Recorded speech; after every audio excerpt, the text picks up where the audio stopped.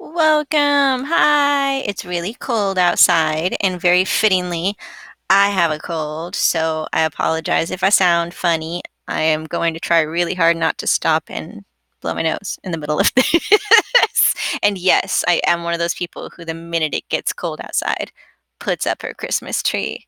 I am that person. Hate me all you want. Um, just want to give you guys a bit of an introduction to this module and give you some tips on ideas and things to keep in mind while you read through. So we just came out of the workplace module. I really want you to think about how what you learned from there intersects with the concepts of beauty. Some of the readings you're going to have more obviously intersect, and you'll see what I mean. But I really want you to be thinking about the concept of neoliberalism that we discussed in the last module. If you don't remember that too well, I suggest going back and revisiting the page on the influences of feminism, Black feminism, and neoliberalism. Yeah, you can't really get away with understanding this stuff without listening to that. So I suggest going back and doing that. And making sure that you are thinking about things like leaning in and having it all. What does that mean when we're talking about beauty? For instance, how often do you hear, not just she's doing really great at this, but she's doing really great at this, and cherry on top, she's looking great while doing it. Even bigger accomplishment. So think about that. What does it mean that beauty is an accomplishment? That beauty, and when we're talking about the valuable labor, what else is valued, right? And women in particular, what is valued? Is it our labor or is it our looks? So be thinking about those things. I also want you to really be thinking about what is not being talked about in some of these sources, right? So, for instance, in the video below on the history of women's beauty norms, right at about the 1900s, they stop discussing global beauty norms and start really focusing on Western beauty norms, which are mostly white. And one thing you'll notice across the board, from like early days of beauty to new to modern days of beauty, is a really interesting emphasis on social class. So, for instance, you've got the Renaissance, you've got the pale, voluptuous beauties who never had to work outside.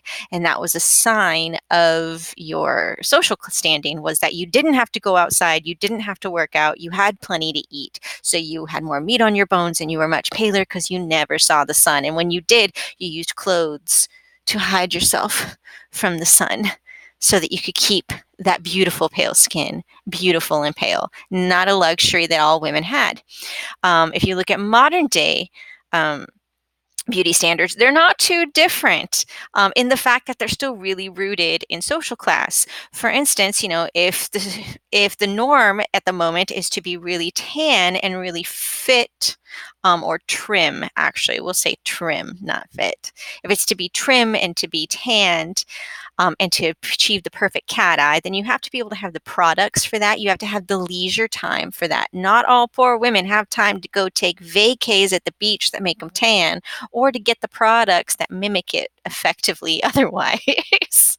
um, Also, gym time, gym memberships, the ability to leave your kids for that long, or to even get a moment to yourself. These are things that money alleviates. And so beauty standards are often based on socioeconomic status. So be thinking about that as well. Um, Also, be thinking about, so we have really interesting campaigns like the Dove Beauty campaign that's trying to subvert these norms, but also, very importantly, trying to sell something. So this is kind of where we go back to the idea that we are right now in late stage capitalism. And so beauty is something that can be consumed, right? So be thinking about that as well. If you can have it all just by consuming, then what does it mean that beauty is something that can be consumed? And so I want you to be thinking about these things. You'll notice that this first page is really focused on, basic, really easy introductions into beauty standards and their history and their impacts.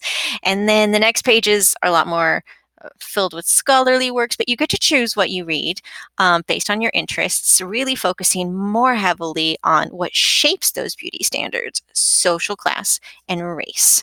And so I really want you to be connecting these with the gender readings that we've done, with the workplace readings that we've done, and anything else that seems to connect for you to help you just kind of connect all the dots. As always, if you have any questions or concerns, let me know.